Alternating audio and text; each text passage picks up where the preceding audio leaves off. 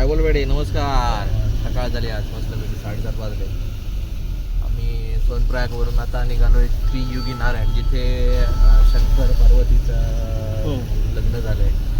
अशा ठिकाणी आम्ही आता चाललोय. असं ठिकाण म्हटलं जातं की पार्वती देवीच्या घरच्यांनी तिथे शंकरांसोबत विवाह नाकारला होता, पण शंकरांची शेवटीला शक्ती आणि पार्वती देवींची इच्छा याच्या पुढे घरच्यांचं काहीच चाललं नाही आणि शेवटीला हा विवाह इथे त्यांचा संपन्न झाला. आणि आज लगे आपण शंकर पार्वती स्वरूप पाहतो किंवा इथे आत्ताही अशा पद्धतीने विवाह होतात, जी अशा काही लोकांची इच्छा असते. त्यामध्ये भारताच्या पंतप्रधान साहेबांनी सुद्धा ही गोष्ट सांगितली की जर आपण कुठे डेस्टिनेशन वेडिंग करत असाल तर या उत्तराखंडमधल्या त्रियोगी नारायणमध्ये खरोखर विचार करा, जिथे शंकर महादेव आणि पार्वती देवींनी विवाह केलेला आहे अशी ती जागा. तर आपण अशा जागेला भेट देतोय आणि निघालेलो आहे आता. आपण कालच्या दिवसात इतकं सुंदर केदारनाथ बाबांचं दर्शन झालं. ॲक्च्युली आम्ही आदल्या दिवशी गेलो, त्या दिवशी संध्याकाळी गर्दीच नव्हती काय, इतकं सुंदर दर्शन, म्हणजे रांगच नव्हती काय. आम्हाला डायरेक्ट दर्शन झालं फटाफट. आणि एकदा दोनदा नाही, तीनदा आम्ही लाईनीत लावून लागोपाठ दर्शन घेतले. इतकं दर्शन, आरती पण मस्त मिळाली. दुसऱ्या दिवशी सकाळी सुद्धा स्पर्श दर्शन, इतकं सुंदर दर्शन. आर्याने ते स्वतः 4 बाजूला डोकं टेकवून आलेलं आहे. इतकं सुंदर दर्शन झालं. आणि ते पण काल पण म्हणजे गर्दीच नव्हती.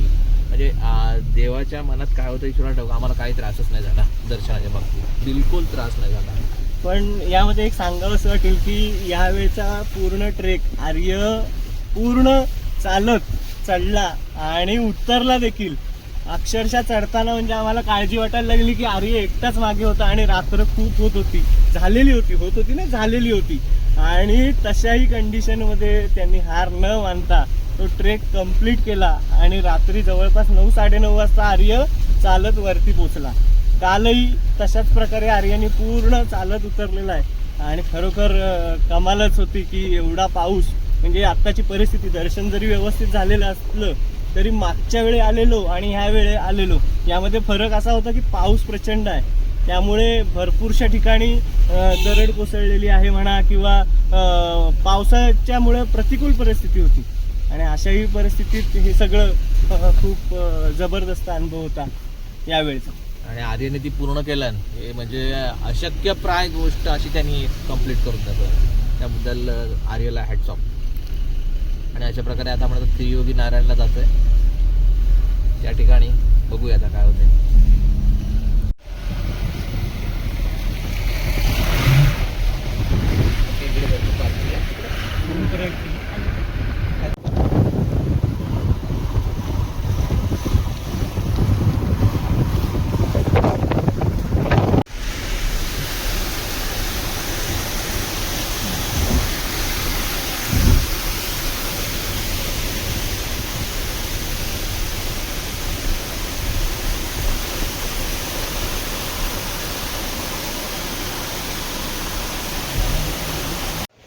तर नमस्कार, आता आम्ही आलेलो आहे त्रियोगी नारायण मंदिरात. आम्ही इथं चालतोय, इकडनं 50 मीटरवर आहे फक्त.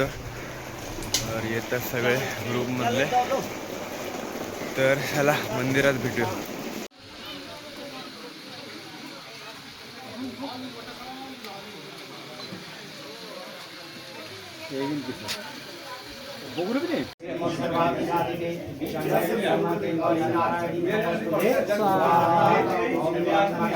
तर आता दर्शन झालेलं आहे आमचं. मी ह्याच्या आधी क्लिप बघितलं असेल, अग्निकुंड जळतं आहे त्याच ठिकाणी यांचं लग्न झालं, शिवपार्वतीचं लग्न आलेलं आहे.